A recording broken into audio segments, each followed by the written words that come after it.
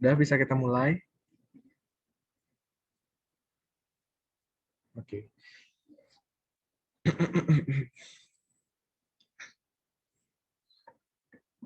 Nah ya, oke.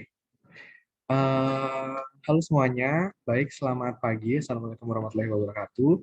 Jadi di sini kita dari kelompok 2, khususnya pada mata kuliah Integrated Marketing Communication atau Komunikasi Pemasaran Terpadu, ingin memaparkan hasil analisis kami mengenai profil perusahaan dan sebagainya, khususnya pada perusahaan Gudeg Yujum. Nah, kita akan membahas tentang situation analysis pada perusahaan Gudeg Yujum ini. Nah, sebelumnya, perkenalkan, saya Iketut Adi Mariana, dan rekan-rekan saya, Akita Damayanti, Elsie Pramesti, Akmal Beliau Haq, Elvira Rosalia, dan Kenny Oktadiasa.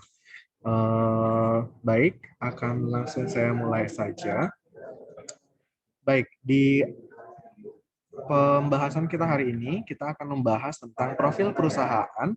Selanjutnya juga ada profil brand dan SWOT analysis, dan juga ada nanti summary and action items dari Gudeg Yujum ini, atau bisa dikatakan ada suatu analisis thread dari Gudeg Yujum ini. Nanti kita akan membahas tentang pesaingnya Gudeg Yujum ini sebenarnya siapa sih, seperti itu.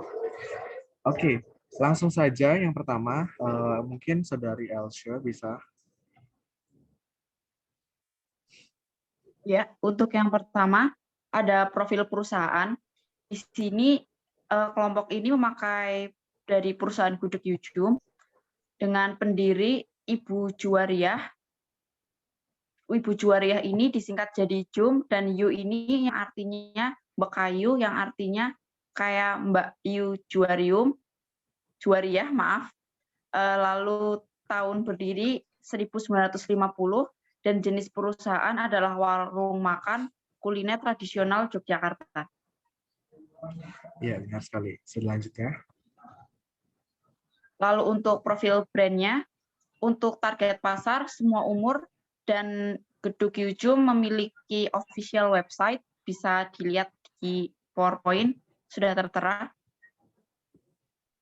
Oke, itu dia tadi profil brandnya, namanya Gudeg Yujum, target pasarnya juga sudah dikatakan semua umur, dan official website-nya bisa langsung dilihat di PowerPoint ini. Selanjutnya, dari rekan saya, Akmal. Lalu selanjutnya saya akan menjelaskan tentang value. Yang pertama, Gudeg Yujum memiliki rasa yang khas dan disukai oleh wisatawan. Lalu yang kedua, Gudeg Yujum memiliki 5 outlet pusat. Yang pertama di Jalan Kaliurang kilometer 4,5. Yang kedua Jalan Laksada Adi Sucipto KM 8,7. Lalu yang ketiga Jalan Wates KM 5,5.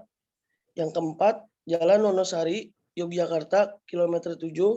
Dan yang terakhir Jalan Raya Jogja Magelang.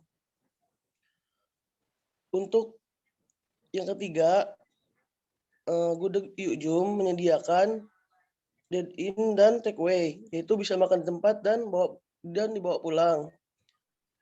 Lalu memiliki sertifikat MUI dan terkenal di kalangan masyarakat. Oke, itu dia tadi value atau nilai plus dari Gudeg Yujum. Nah, selanjutnya kita akan langsung membahas tentang SWOT analysis-nya nih. Ada strength, weakness, opportunities, dan juga threat pada perusahaan Gudeg Yujum. Oke, langsung saja ke Saudari Akita. Oke, baik. Terima kasih, Adi. Jadi di sini saya akan menjelaskan mengenai SWOT analisis dari Gudeg Yujum. Yang pertama ada strength atau kelebihan. Kelebihan yang dimiliki Gudeg Yujum ini adalah makanan tradisional daerah istimewa Yogyakarta. Dan Gudeg Yujum ini terkenal di daerah istimewa Yogyakarta, serta resepnya sudah turun-temurun dari berpuluh-puluh tahun, sekitar 60 tahun mungkin. Terus nih, seperti sudah tertera di PPT, mampu bertahan 60 tahunan.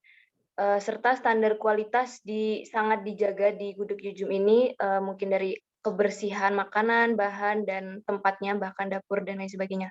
Serta Gudeg Yujum ini sangat inovatif. Oke, langsung ke weakness-nya. Ya, oke. Yang kedua ada weakness. Weakness dari Gudeg Yujum ini kurangnya promosi dan pengiklanan, karena meskipun Gudeg Yujum sudah banyak dikenali oleh orang banyak, bahkan di luar Jogja sekalipun wisatawan-wisatawan, tetapi makin ke sini anak-anak muda lebih banyak yang mengenal makanan modern daripada makanan tradisional, sehingga pentingnya promosi dan pengiklanan di sini untuk membranding ulang bagaimana makanan tradisional itu bisa kembali diangkat dan kembali digemari banyak orang. Selanjutnya ada produk monoton, karena dari dulu hingga sekarang gudeg itu ya hanya seperti itu saja. Paling-paling yang berbeda hanya pelengkapnya saja seperti lauk pauk dan lain sebagainya. Dan juga kurangnya varian. Oke, mungkin bisa next, Adi. Oke. Selanjutnya, tadi kita sudah membahas tentang strength dan weakness-nya, yang dimana strength ini, strength dari Gudeg Yujum ini mengenai tentang apa sih yang sudah menjadi nilai plus pada Gudeg Yujum. Nah, terus pada weakness-nya itu apa sih yang bisa dapat tingkatkan lagi pada Gudeg Yujum ini. Nah, setelah mempelajari tentang kekuatan dan kelemahan dari Gudeg Yujum, langsung kita ke opportunities-nya. Oke, Saudari Elvira mungkin bisa langsung. Iya. Selanjutnya itu opportunities dari Gudeg Yujum sendiri itu dari peningkatan wisatawan yang biasanya dari liburan sekolah, liburan akhir tahun maupun liburan lebaran, itu biasanya peningkatan wisatawan itu terjadi di situ. Selanjutnya itu daya beli masyarakatnya meningkat, lalu bahan baku mudah diperoleh, penambahan varian pelengkap, misal dari lauknya, atau biasanya kan gudeg itu terkenalnya manis. Ada juga orang yang nggak terlalu suka manis, bisa ditingkatkan, mungkin ada yang gudeg pedesnya gitu. Selanjutnya itu bekerja sama dengan startup logistik. Adapun tempat yang strategis menjadi peluang untuk Gudeg Yujum sendiri.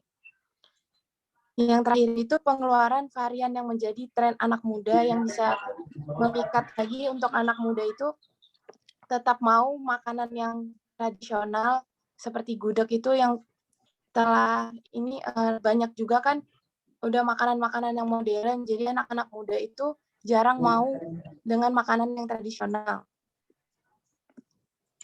Bisa di next. Oke. Ya, trik dari Gudeg Yujum sendiri itu kenaikan UMR karyawan. Terus adanya pungutan liar, kenaikan harga bahan baku. Selanjutnya konsumen merasa bosan, muncul brand-brand pesaing yang membuat Gudeg Yujum ini bisa terkalahkan, dan munculnya kuliner modern. Oke, itu dia tadi yang dijelaskan oleh Elvira mengenai tentang opportunities dan juga threat, di mana di opportunities ini kira-kira langkah apa sih yang bisa kita ambil untuk menjadi peluang lebih agar bisa Gudeg Yujum ini bisa berkembang lagi atau bisa bertahan di masa-masa menuju modern sekali ya. Semoga bisa tetap eksis walaupun dunia sudah mulai modern seperti itu. Nah, di threads itu tentang apa sih yang bisa menjadi kendala nih? Apa yang bisa menjadi kendala atau apa yang kompetitor-kompetitor Gudeg Yujum itu lakukan? Itu harus sangat diperhatikan agar Gudeg Yujum ini kembali lagi bisa mampu bersaing di perkulineran tradisional Jogja, khususnya kuliner gudeg seperti itu. Nah, selanjutnya itu ada tentang pesaing dari atau kompetitor dari Gudeg Yujum, yaitu Gudeg Permata Nyonya Sri Sunarti. Nah, ini merupakan gudeg yang cukup terkenal juga di Jogja, tetapi tidak menjadi hal yang sangat amat menjadi pesaing, karena Gudeg Yujum itu seperti yang kita ketahui sudah sangat terkenal ya. Nah, Tetapi tetap kita bandingkan mengenai gudeg Yujum dan juga gudeg Permata Nyonya Sri Sunarti ini. Nah, perusahaan pesaingnya itu adalah seperti yang tadi saya katakan, yaitu gudeg Permata Nyonya Sri Sunarti. Penemu atau pendirinya di sini sangat low profile sekali karena tidak dijelaskan secara mendetail, yaitu Bu Pujo. Kita masih belum mendapatkan data yang lebih lagi mengenai penemu dan pendiri dari gudeg ini. Nah, tahun berdirinya ini tidak jauh beda dari tahun pendiri dari gudeg Yujum, yaitu tahun 1951. Nah, jenis perusahaannya masih sama dengan gudeg Yujum, yaitu warung makan kuliner tradisional khas Provinsi DIY Yogyakarta gitu. Nah, selanjutnya itu ada profil brand. Profil brand dari gudeg Permata Nyonya Sri Sunarti ini namanya yaitu gudeg Permata Nyonya Sri Sunarti. Nah, target pasarnya ini semua umur, jadi hampir sama seperti gudeg Yujum. Dan Instagram, mereka memiliki official Instagram yang linknya bisa dilihat pada PowerPoint ini. Nah, selanjutnya mungkin Kenny bisa menjelaskan tentang value dari gudeg Permata Nyonya Sri Sunarti. Oke, di sini saya akan menjelaskan tentang value dari gudeg Permata Nyonya Sunarti atau pesaing dari gudeg Yujum. Yang pertama yaitu gudeg Permata Nyonya Sri Sunarti mempunyai citra khas sendiri atau makanan khas sendiri. Lalu mempunyai 4 outlet atau warung makan. Selanjutnya dia bisa makan di tempat atau dibawa pulang. Gudeg Permata Nyonya Sri Sunarti ini juga sudah mendapat sertifikat dari MUI. Lalu gudeg ini juga mendapat laba kotor yaitu 40.500 per hari. Oke, itu mungkin maksud dari Kenny tadi 40,5 juta per harinya ya. Oh iya, maaf, 40,5 juta per hari. Gak apa. Oke, nah itu dia tadi tentang apa aja sih kira-kira nilai plus dalam gudeg Permata Nyonya Sri Sunarti, maaf ya.